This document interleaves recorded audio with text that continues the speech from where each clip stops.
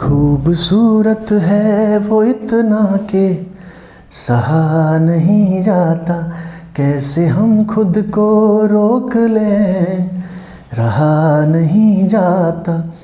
चाँद में दाग है ये जानते हैं हम, लेकिन रात भर देखे बिना उसको रहा नहीं जाता।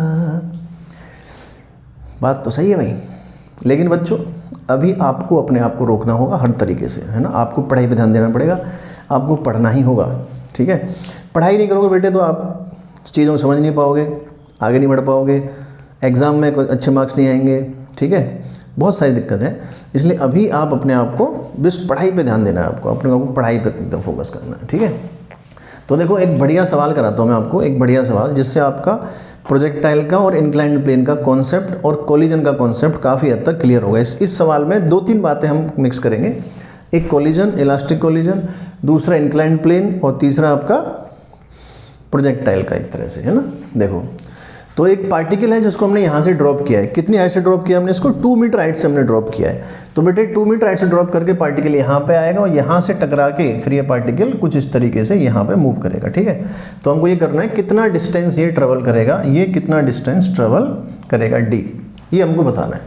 तो आप चाहो तो इसको ट्राई कर सकते हो, एक बार पॉज करके आप ट्राई करो, फिर आप डिस्कशन करेंगे यहाँ पर। हम देखो सोल्यूशन देखना है इसका।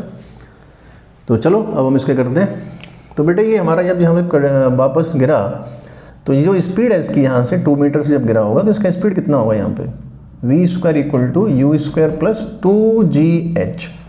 तो ये आ गया हमारा 2gh के हिसाब से 2 × 10 × 2। चलो भाई हम ऐसे मान लेते हैं, g को 10 मान लेते हैं, √40 आ गया, √40 मीटर/सेकंड, ठीक है। ये हमने g को 10 मान लिया। अच्छा सर अब यहाँ से गया तो यहाँ से जब जाएगा तो कैसे जाएगा? देखो ये है, ये इसका नॉर्मल है, ये इसका क्या है? नॉर्मल है, और ये हमारा थीटा है, ठीक। तो ये इसका जो कंपोनेंट होगा यहाँ इसके अलोंग, वो ये वाला कंपोनेंट आएगा, एक तो v cos थीटा आएगा और इसका एक कंपोनेंट आएगा इधर की तरफ जो क्या आएगा आपका v sin थीटा आएगा बेटे। और v cos theta after collision क्या होगा? आफ्टर कोलिजन जो v cos थीटा है वो बिल्कुल रिवर्स हो जाएगा क्योंकि इलास्टिक कोलिजन है, और v sin थीटा पर कोई फ़र्क नहीं पड़ेगा। देखो क्या होता है कि जो कंपोनेंट हमारा नॉर्मल के अलोंग आता है वो तो बिल्कुल रिवर्स हो जाता है। Elastic collision = 1 coefficient of restitution 1 होना चाहिए इलास्टिक कोलिजन के लिए, तो ये तो आपका रिवर्स हो जाता है। और जो इंक्लाइंड पे जो आपका नॉर्मल के पैरेलल है, बेसिकली प्लेन के पैरेलल जो कंपोनेंट है उस पर कोई फर्क नहीं पड़ता है। तो v sin थीटा ऐसे ही रहेगा, v cos थीटा आपका रिवर्स हो जाएगा, ठीक है सर। अब क्या होगा? अब ये पार्टिकल यहाँ से इस तरह मूव करेगा। तो बेटे इसको हमने x मान लिया इधर वाले को, और इसको हमने इसमें y मान लिया, ऐसे मान लिया x और y। तो इंक्लाइंड प्लेन में हम क्या करते हैं? कोऑर्डिनेट्स एक्सिस को थोड़ा सा रोटेट कर देते हैं, ठीक है। अब हमें g को ब्रेक करना पड़ेगा। तो g को कैसे ब्रेक करेंगे? देखो जो आपका g है, एक्सेलरेशन वो इधर लग रहा है, उसका एक कंपोनेंट ऐसे आएगा जो कि g cos थीटा होगा, और एक कंपोनेंट आएगा बेटे जो कि आपका g sin थीटा होगा। तो g cos थीटा जो है वो तो y के अलोंग है और g sin थीटा x के अलोंग है। अच्छा सर अब देखो कितने टाइम तक वो हवा में रहेगा पार्टिकल, हमें टाइम ऑफ फ्लाइट निकालना है। टाइम ऑफ फ्लाइट का फॉर्मूला बिल्कुल फिक्स है, उसमें कोई दिक्कत नहीं है। टाइम ऑफ फ्लाइट का फॉर्मूला आपका होता है, चाहे कैसा भी ये हो प्रोजेक्टाइल, 2uy/ay, 2uy/ay।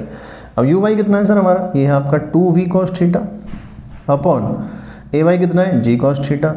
तो cos cos कैंसिल हो गया, तो ये हमारा आ गया 2v/g आ गया, टाइम ऑफ फ्लाइट आ गया 2v/g। चलो जी बहुत बढ़िया सर।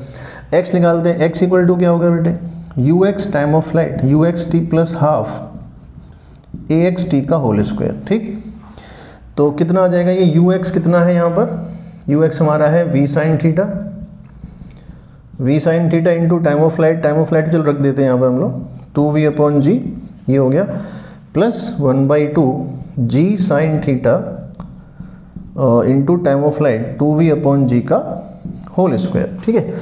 जरा सॉल्व करते हैं तो फाइनली हमारा कितना आ रहा है? देखो ये आ रहा है हमारा 2v² sin θ/g प्लस यहाँ पे आप देखोगे तो ये सॉल्व करने पे 2v² sin θ/g आ जाएगा। तो ये आ गया आपका 4v² sin θ/g आ गया।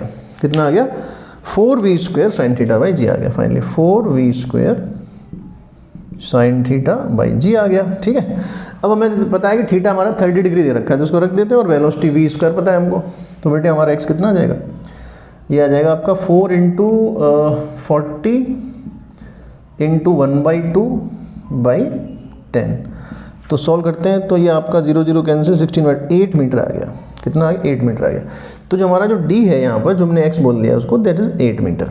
इसका मतलब क्या होगा, इंक्लाइंड प्लेन पर वो 8 मीटर डिस्टेंस जाके आगे हिट करेगा। ठीक है, तो बेटे देखो इसमें हमने क्या किया, एक तो इसमें जब पार्टिकल को ड्रॉप किया तो वो 2 मीटर नीचे आया तो उसकी वेलोसिटी निकाल ली हमने, थर्ड इक्वेशन लगा ली उसमें, v square equal to u square plus 2gh। ठीक, वेलोसिटी निकाल ली, फिर वो कोलाइड किया।